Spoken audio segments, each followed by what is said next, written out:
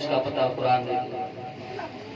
تو مجلس میں بیٹھے مردے کی طرح خاموش نہ بیٹھے، سبحان اللہ کیا سبحان اللہ۔ آپ ایک بار سبحان اللہ کہے کہ آپ کے نام کا ایک درخت جنت میں لگا دیا جائے۔ سبحان اللہ ہے، اللہ اکبر ہے، الحمدللہ ہے۔ یہ تسبیحات ایسی ہے کہ تھوڑا سا وقت لگتا ہے، 1-2 سیکنڈ لگتی ہے۔ جب بندہ سچے دل سے خلوص دل کے ساتھ سبحان اللہ کہتا ہے، اللہ تعالیٰ اس کے نام کا ایک جھاڑ جنت میں لگا دیتا ہے۔ اب جس کے نام کا جھاڑ جنت میں لگے گا وہ کہاں جائے گا؟ کہاں جائے گا؟ جنت میں جائے گا؟ کہو گے صبح عذاب کی بات سنو، کوئی عذاب والی آیت یا عذاب والا واقعہ یا احادیث میں عذاب کا تذکرہ بتایا جائے تو اللہ اکبر کہنا چاہیے۔ کیا کہنا چاہیے؟ کوئی اچھی بات معلوم ہو کہ بھئی یہ اچھی بات ہے، اچھا واقعہ ہے، اچھا شعر ہے، سمجھ میں آئے یا نہ آئے، سبحان اللہ کیا کہنا ہے؟ ثواب ملے گا۔ کیا ملے گا؟ ثواب ملے گا۔ یہاں تک کہ حدیث پاک میں یہ بھی ہے کہ جب بندہ سبحان اللہ کہتا ہے، زمین اور آسمان کے درمیان جتنی جگہ خالی ہے اللہ ہر جگہ کو ثواب سے بھر دیتا ہے۔ خالی جگہ کو کیا ہے؟ ثواب سے بھر دیتا ہے۔ اب میں نعت رسول مقبول صلی اللہ علیہ وسلم گنگناؤں گا، اس سے پہلے درود پاک پڑھیں۔ اللہم صلی علی سیدنا شفیعنا مولانا محمد وبارک وسلم، صلاۃ و سلام علیک یا رسول اللہ صلی اللہ علیہ وسلم۔ میرے ساتھ مل کر کے پڑھنے کی کوشش ہو۔ اعلیٰ حضرت کا لکھا ہوا تھا، یا اللہ یا رحمان یا رحیم یا کریم، یا اللہ یا رحمان یا اللہ یا رحمان یا رحیم یا کریم، یا اللہ یا رحمان۔ وہی رب ہے جس نے تجھ کو ہمتن کرم بنایا، وہی رب ہے جس نے تجھ کو ہمتن کرم بنایا، ہمیں بھیک مانگنے کو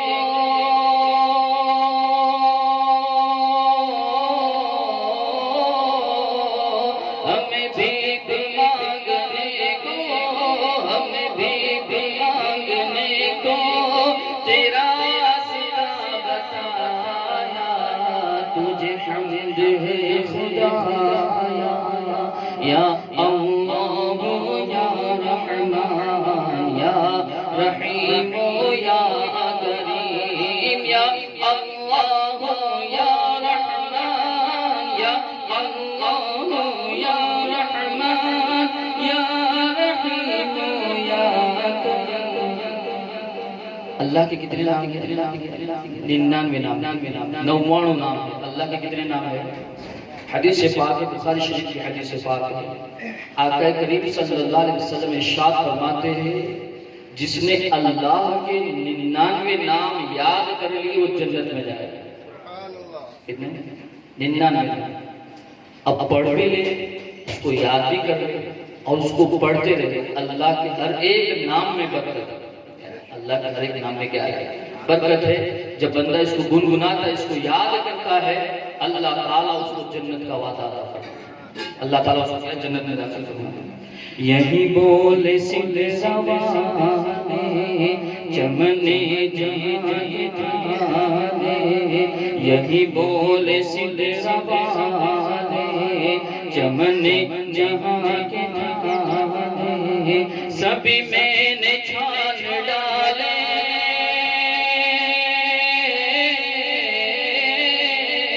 سبھی میں نے چھان ڈالے، سبھی میں نے چھان ڈالے، تیرے پائے کا نہ پایا، تجھے نے یک بنایا نعرہ تکبیر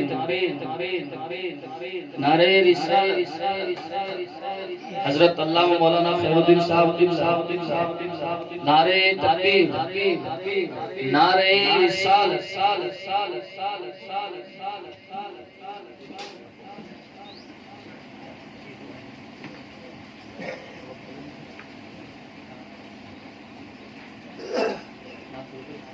تھوڑا پڑھا نہیں یار اب تو پڑھو تکلیف سے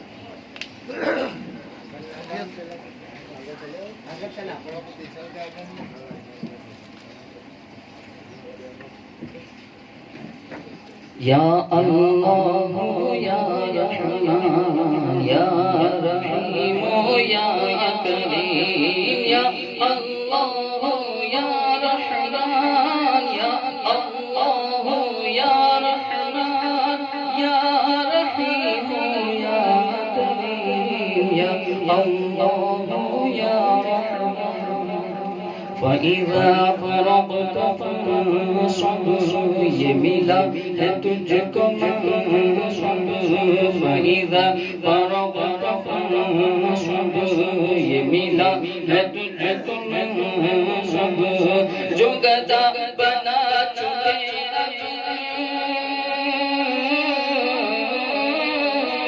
جو گدا بنا چکے اٹھو بخشش آیا کرو قسمت عطایا یا اللہ یا رحمان یا رحیم یا رحیم یا اللہ یا رحمان یا اللہ یا رحمان یا رحیم یا کریم یا اللہ یا رحمان ارے خدا کے بندو کوئی میرے دل کو ڈھونڈو ارے خدا کے بندو کوئی میرے دل کو ڈھونڈو میرے پاس ابھی تو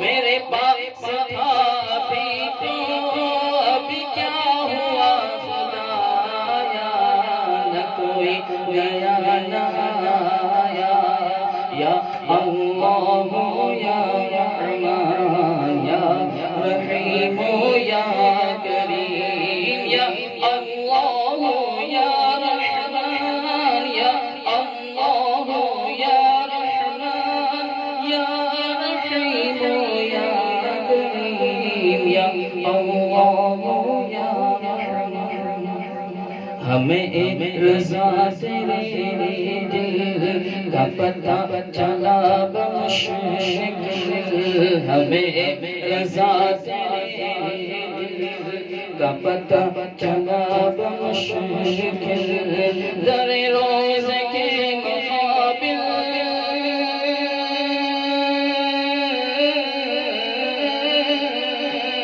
در روز کے مقابل وہ ہمیں نظر تو آیا یہ نبی کیسا پایا یا اللہ یا رحمان یا رحیم یا کریم یا اللہ یا رحمان یا اللہ یا رحمان یا رحیم یا کریم یا اللہ یا رحمان السلام علیکم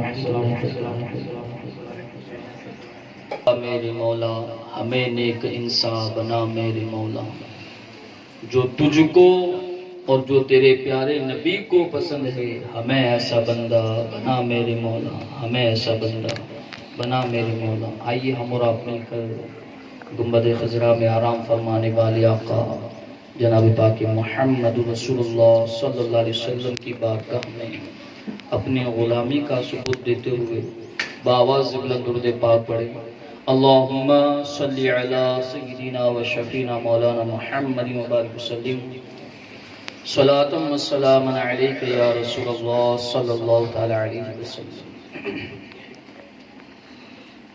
قبرستان جانے کے حوالے سے ایک دو بات آپ کو سناؤں بتاؤں۔ جب بھی قبرستان جاؤ تو درود پاک پڑھو۔ کیا بولے؟ قبرستان میں جانے سے پہلے قبرستان میں جانے کی جو دعا گیٹ کے پر لکھی ہوئی ہوتی ہے، قبرستان میں داخل ہونے کی دعا پڑھو اور قبرستان میں داخل ہو کر کے درود پاک پڑھو۔ بہت سے قبرستان ایسے ہوتے ہیں وہاں پر درود روحی لکھا ہوتا ہے، قبرستان میں پڑھا جانے والا درود پاک۔ اب درود پاک کیوں پڑھنا ہے؟ اپنے زمانے کے مشہور ولی حضرت خواجہ حسن بصری رحمت اللہ علیہ کی بارگاہ میں ایک عورت فریاد لے کر کے حاضر ہوئی۔ اس نے عرض کی کہ خواجہ حسن بصری، میری ایک جوان بیٹی کا انتقال ہو گیا ہے، آپ مجھے کوئی عمل بتائیے تاکہ میں اس کو دیکھ سکوں کہ اس کی قبر کی کیا حالت ہے، اس کی قبر میں اس کا کیا حال ہے۔ حضرت خواجہ حسن بصری رحمت اللہ علیہ نے اس عورت کو ایک عمل بتا دیا۔ تو عورت خواب میں دیکھتی تو کیا دیکھتی ہے کہ اس کی بیٹی، جو جوان بیٹی مری ہے، وہ اس حال میں ہے قبر میں کہ اس کے بدن پر تارکول کا لباس ہے، ڈامر کا لباس ہے۔ اب ڈامر کتنا گرم ہوتا ہے، ڈامر کا لباس ہے، گردن میں، ہاتھ اور پیر میں آگ کی زنجیریں۔ یہ ہیبت ناک منظر دیکھ کر کے صبح اٹھی اور خواجہ حسن بصری رحمت اللہ علیہ کو یہ پورا واقعہ بتایا، پورا خواب بیان کیا۔ تو حضرت خواجہ حسن بصری رحمت اللہ علیہ بہت غم زدہ ہوئے اور کہا کہ تو اپنی بیٹی کی طرف سے کوئی صدقہ کر۔ کچھ دن ہوئے تھے کہ خواجہ حسن بصری رحمت اللہ علیہ اپنے خواب میں دیکھتے ہیں کہ ایک جوان لڑکی ہے جو ایک سونے کے تخت پر بیٹھی ہے اور اس کے سر پر ایک نورانی تاج ہے۔ وہ لڑکی خواب میں ہی حضرت خواجہ حسن بصری سے کہتی ہے کہ خواجہ حسن بصری، میں وہی عورت کی لڑکی ہوں جو خواب میں دیکھنے کا عمل لینے کے لیے آئی تھی۔ تو خواجہ حسن بصری رحمت اللہ علیہ فرماتے ہیں کہ تیری ماں نے تو تیرا حال کچھ اور بیان کیا تھا، تو اللہ کے عذاب میں گرفتار تھی، تو قبر کے عذاب میں گرفتار تھی، تیرے بدن پر تو تارکول کا لباس تھا، ہاتھ گلے اور پیر میں آگ کی زنجیریں تھی، مگر یہ بدلاؤ کیسے آیا، یہ انعام کیسے ملا؟ تو وہ جوان لڑکی کہتی ہے کہ مصطفیٰ جان رحمت صلی اللہ علیہ وسلم کا ایک عاشق، آپ کا ایک دیوانہ قبرستان سے گزر رہا تھا۔ بہت سے قبرستان ایسے ہوتے ہیں جو راستے پر ہوتے ہیں، قبرستان میں نہیں گیا تھا، وہ نوجوان نبی کریم صلی اللہ علیہ وسلم کا غلام قبرستان سے گزر رہا تھا۔ اس نے گزرتے ہوئے آقا کریم صلی اللہ علیہ وسلم پر ایک بار درود پاک پڑھا۔ کتنی بار پڑھا؟ ایک بار درود پاک پڑھا۔ وہ جوان لڑکی خواجہ حسن بصری رحمت اللہ علیہ سے کہتی ہے، اے خواجہ حسن بصری، میں اکیلی نہیں بلکہ اس قبرستان میں 560 قبروں پر عذاب ہو رہا تھا۔ کتنی قبروں پر؟ 560 قبروں پر عذاب ہو رہا تھا۔ آقا کریم صلی اللہ علیہ وسلم پر ایک درود پاک پڑھ کر کے اس نوجوان نے احسان کر دیا، آقا کریم صلی اللہ علیہ وسلم کے درود پاک پڑھنے کی برکت کی وجہ سے اللہ رب العزت نے 560 قبروں پر سے عذاب کو ہٹا دیا۔ 560 قبروں پر سے کیا اللہ رب العزت نے۔ اب دیکھیں اس حکایت سے یہ بات بھی معلوم ہوتی ہے کہ عمل کوئی بڑا کرے یا چھوٹا کرے، خلوص دل کے ساتھ کرے اور وہ رب کی بارگاہ میں مقبول ہو جائے، اللہ اس چھوٹے سے عمل سے بھی اللہ مرحوم کی مغفرت فرما دیا کرتا ہے۔ ہمیں چاہیے کہ ہم جب بھی قبرستان جائے تو کیا ہے، درود پاک پڑھیں۔ کیا پڑھیں گے؟ پڑھیں گے نا انشاءاللہ درود پاک۔ دوسرا عمل، جب بھی قبرستان میں جائے تو سورہ اخلاص پڑھیں۔ کیا پڑھیں؟ سورہ اخلاص۔ حضرت حماد مکی رحمت اللہ علیہ مکہ شریف کی قبرستان میں آپ کو نیند آ گئی، آپ خواب میں دیکھتے ہیں کہ لوگ اپنی قبروں سے نکل رہے ہیں، لوگ اپنی قبروں سے نکل رہے ہیں۔ خواجہ حماد مکی رحمت اللہ علیہ نے ان سے پوچھا، استفسار فرمایا کیا وجہ ہے کہ قیامت قائم ہوگی، لوگ اپنی قبروں سے نکل رہے ہیں؟ مکہ شریف کا قبرستان ہے، حضرت حماد مکی مردوں سے پوچھتے ہیں کیا وجہ ہے کہ تم اپنی قبروں سے نکل رہے ہو، کیا قیامت قائم ہو گئی ہے؟ تو مردوں نے جواب دیا نہیں نہیں، اللہ کا ایک بندہ اس قبرستان میں آیا تھا اور سورہ اخلاص ایک بار پڑھ کر کے اس کا ثواب ہم کو ایصال کر دیا تھا، ہم کو ایصال ثواب کر دیا تھا۔ اللہ تعالیٰ کی اس سورت کی برکت سے ہم اس کا ثواب 1 سال سے لوٹ رہے ہیں۔ اس کا ثواب کیا ہے؟ 1 سال سے ہم لوٹ رہے ہیں۔ تو جب بھی قبرستان جائے تو کیا کریں؟ درود پاک پڑھو اور کیا پڑھیں گے؟ سورہ اخلاص۔ سورہ اخلاص تو آوڑے نا، قل هو اللہ احد کی سورت پڑھنی ہے اور پڑھ کر کے مرحوم کو کیا ہے؟ بخش دینی ہے۔ اب دیکھیں میت ہو جاتی ہے تو عورتیں 4 ٹائم روتی ہیں۔ کتنی ٹائم روتی ہیں؟ کتنے ٹائم؟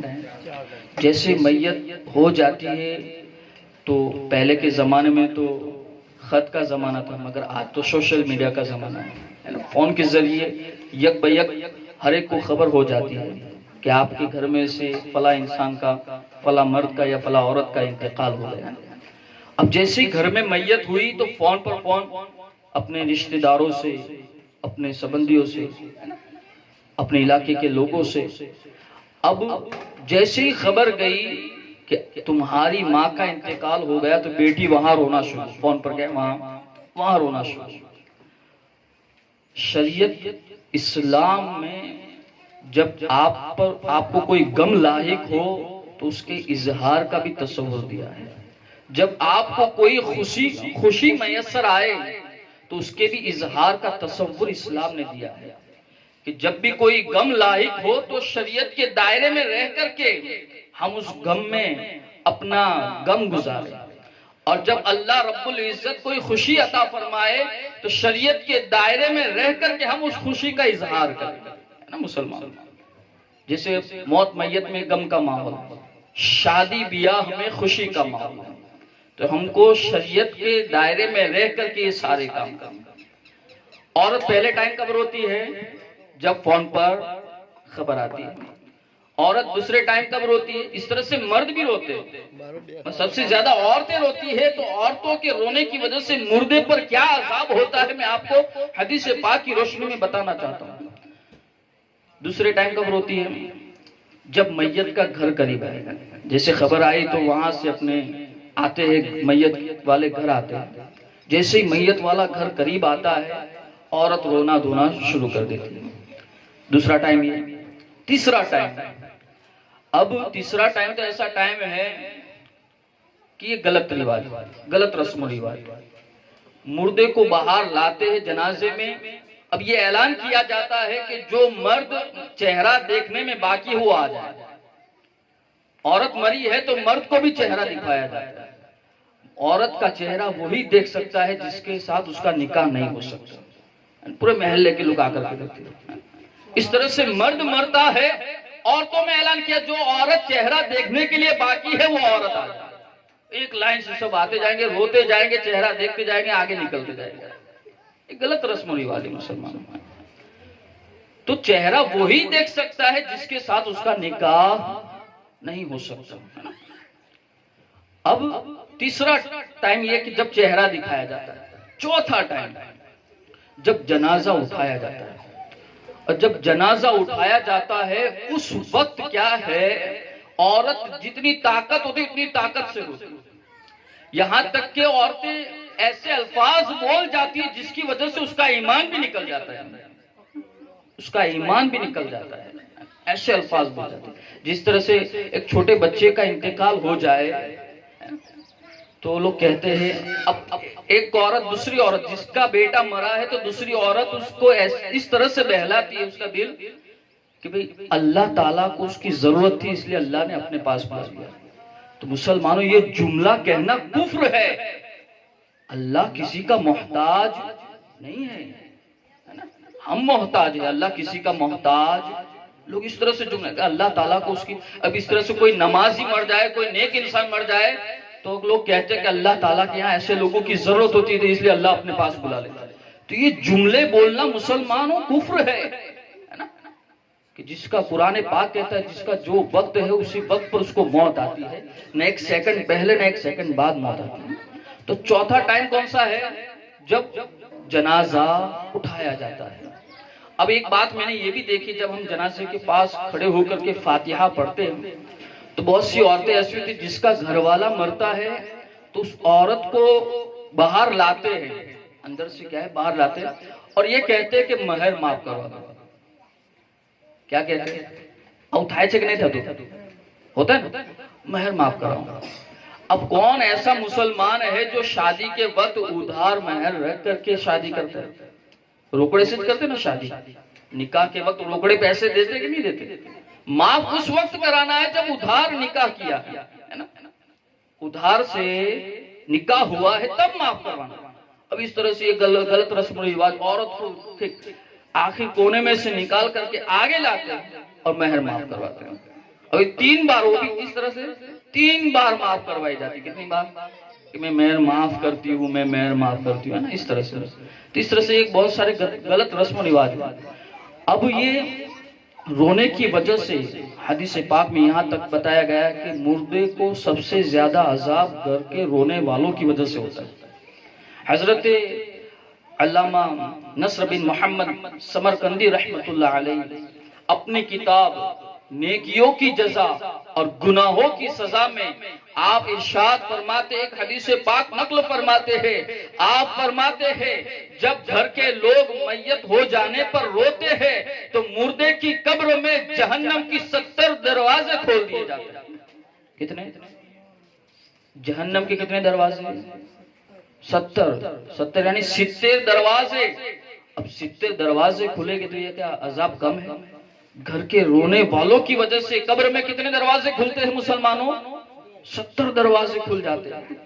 اب یہ کھلے تو کھلے، آگے آقا کریم صلی اللہ علیہ وسلم ارشاد فرماتے ہیں اس کھڑکی سے، ہر ایک کھڑکی سے کالے رنگ کا کتا آتا ہے۔ کیا آتا ہے؟ کالے رنگ کا کتا آتا ہے۔ تو 70 باری کھلی تو کتنے کتے آئیں گے؟ 70 کتے آئے گے۔ آقا کریم صلی اللہ علیہ وسلم ارشاد فرماتے وہ کتے آ کر کے مردے کو چیر پھاڑ کر کے رکھ دیتے۔ تو مردہ کہتا ہے ہائے ہلاکت، یہ عذاب کہاں سے آ گیا؟ تو فرشتے کہتے ہیں یہ تیرے گھر والوں نے تیرے لیے تحفہ بھیجا ہے۔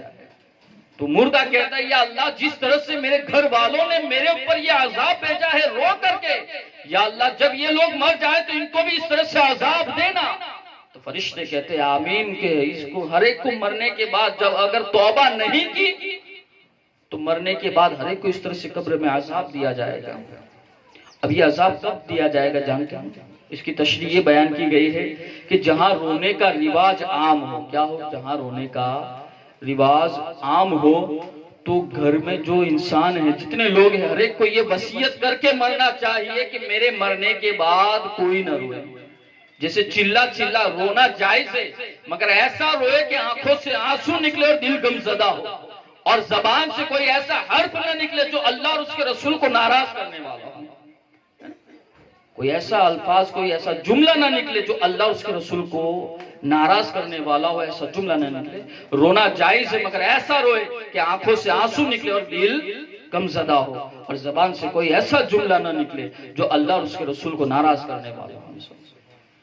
اور جو لوگ اس طرح کی وصیت کرنے سے، وصیت کیے بغیر مر جاتے ہیں کہ جہاں رونے کا رواج عام ہے، لوگ میت ہو جانے پر روتے ہیں، تو فرمایا گیا کہ ایسی جگہ پر وصیت کر کے مرنا ہے کہ وصیت یہ کرو کہ میرے مرنے کے بعد کوئی جزو فضا نہیں کرے گا، کوئی چلا چلا کر کے نہیں روئے گا۔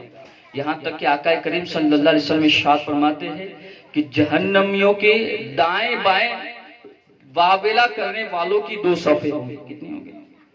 کتے کی آواز کی طرح وہ چلائے گی۔ وہ عورتیں جو میت ہو جانے پر چلا چلا کر کے روتی ہے، ایسی عورتوں کی جہنم میں 2 صفیں ہوں گی جو کتوں کی آواز کی طرح جہنم میں چلائیں گے۔ تو ہمیں چاہیے کہ ہم اپنے گھر کی عورتوں کو چلا چلا کر کے رونے سے روکیں، ہے نا؟ کیا کرنے سے روکے؟ چلا چلا کر کے رونے سے۔ رونا جائز ہے مگر ایسا روئے کہ آنکھوں سے آنسو نکلے اور دل کیا ہے؟ غم زدہ ہو. درود پاک پڑھ تو بات عرض کرو. اللہم صلی علی سیدنا شفینا مولانا محمد مبارک وسلم صلاۃ و سلام علیک یا رسول اللہ صلی اللہ تعالی علیہ وسلم. تو جب غم کا ماحول آئے گھر میں تب بھی ہم کو شریعت کی حد کو پار نہیں کرنا. اور جب خوشی کا موقع ہے، آج شادی بیاہ کا موقع ہے نا، اور شادی بیاہ کے موقع پر کیا ہے، ڈی جے بینڈ، اور اس میں پھر بھی ایسے گانے ہوتے ہیں جب بندہ گنگناتا ہے. یہاں تک کہ ایک گانا ایسا ہے کہ شرابی والا گانا، بندہ ایسا ہوتا ہے کہ پانی کی بوتل لے کر کے آتا ہے اور شرابی والے گانے پر ڈانس کرتا ہے. شرابی کی ایکشن کرتے ہوئے، اس کی نقالی کرتے ہوئے وہ ایکشن کرتا ہے. اعلیٰ حضرت الشاہ امام احمد رضا خاں فاضل بریلی رضی اللہ تعالی عنہ اپنی فتوی رضویہ شریف میں ارشاد فرماتے ہیں اس طرح سے نقل کرنا بھی حرام ہے. شرابی کی نقل اتارنا بھی کیا ہے، شراب پینا تو دور کی بات، شرابی کی طرح نقل اتارنا بھی حرام ہے. مسلمان شادی بیاہ کے موقع پر ایسے گانے گنگنائے جاتے ہیں، جب بندہ اس کو گنگناتا ہے تو اس کا ایمان نکل جاتا ہے. ایمان کا کوئی وزن نہیں ہے کہ جب دل میں آتا ہے، جسم میں آتا ہے تو وزن بڑھ جاتا ہے، نکل جاتا ہے، وزن کم ہو جاتا ہے. ایسا نہیں مسلمان. 3 عادتیں ایسی ہے جس کے اندر یہ ہوگی تو وہ ایمان کی چاشنی، ایمان کی مٹھاس پالے گا، کہ جس کے نزدیک اللہ اور اس کے رسول کی محبت سب سے زیادہ ہوگی وہ ایمان کی چاشنی کو پالے گا.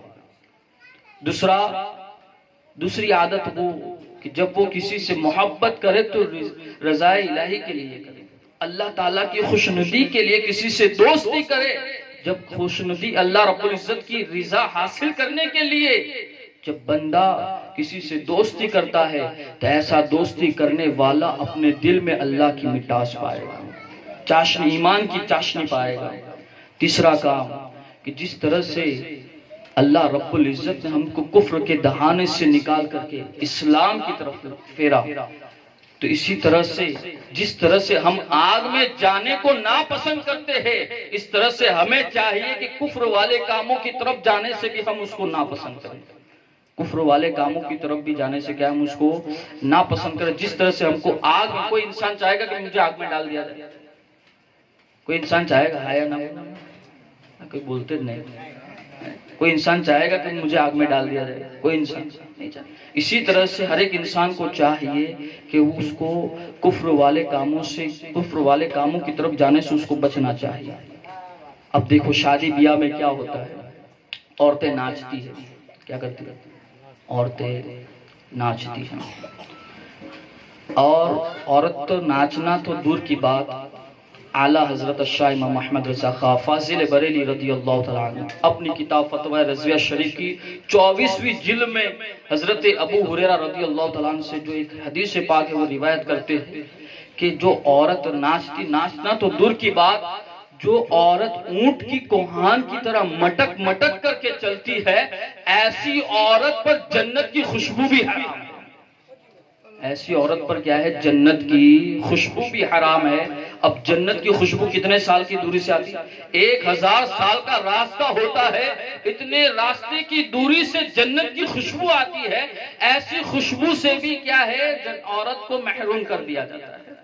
اور حضرت علی رضی اللہ تعالیٰ عنہ سے آقا کریم صلی اللہ علیہ وسلم نے ارشاد فرمایا کہ جو مرد اپنی عورت کو ناچنے سے نہیں روکتا تو آقا کریم صلی اللہ علیہ وسلم نے حضرت علی سے ارشاد فرمایا، اے علی ایسے مرد کو اونٹے منہ گھسیٹ کر کے جہنم میں پھینک دیا جائے.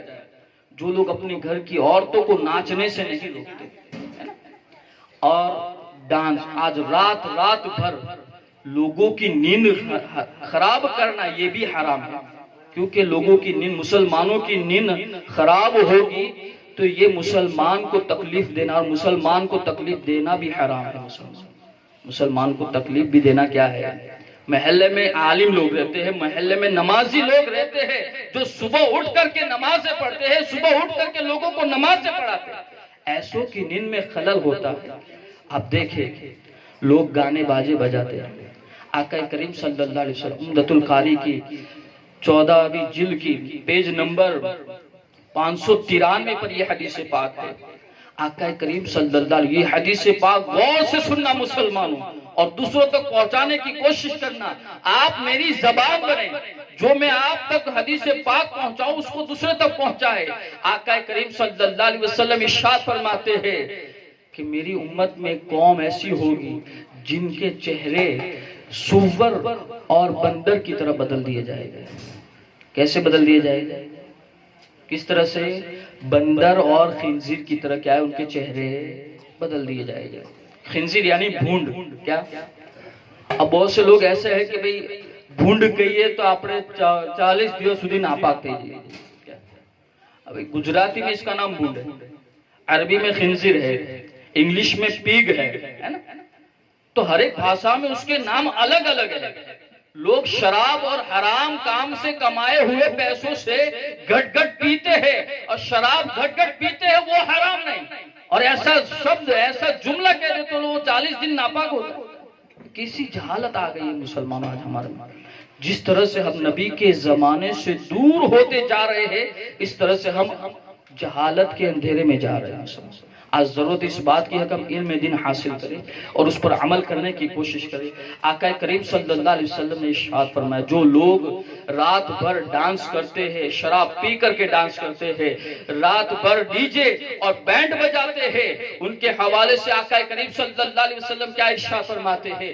آقا کریم صلی اللہ علیہ وسلم ارشاد فرماتے ہیں میری امت میں کچھ لوگ ایسے ہونے والے ہیں جن کے چہرے سور اور بندر کی طرح بدل دیے جائیں گے. صحابہ کرام ڈر گئے اور عرض کی یا رسول اللہ صلی اللہ علیہ وسلم کیا وہ اللہ کو اپنا رب نہیں مانتے ہوں گے؟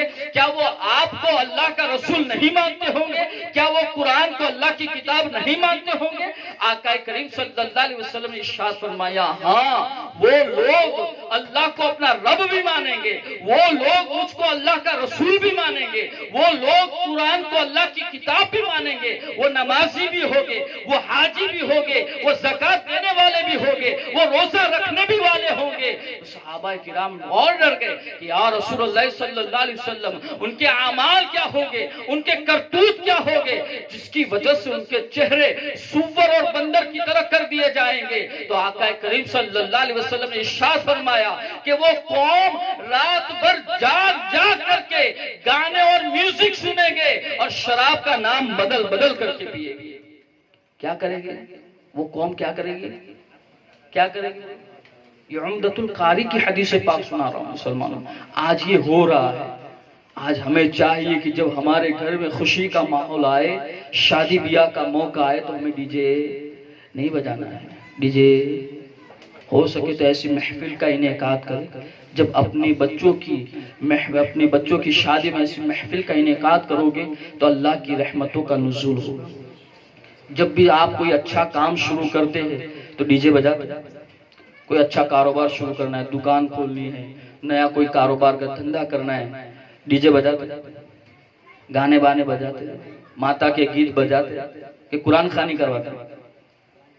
تو اپنے بچوں کی بھی نئی زندگی شروع ہو رہی ہے نا.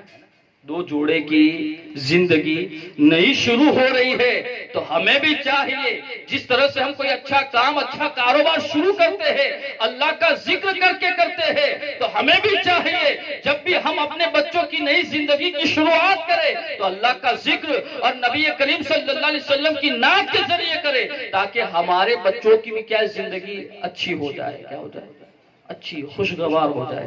اللہ رب العزت کی بارگاہ میں دعا ہے جتنی باتیں بتائی گئی اس پر اللہ تعالی ہمیں عمل کرنے کی توفیق عطا فرمائے اور دوسروں تک پہنچانے کی توفیق عطا فرمائے. السلام علیکم ورحمۃ اللہ وبرکاتہ. استغفر اللہ ربی من کل ذنب واتوب الیہ.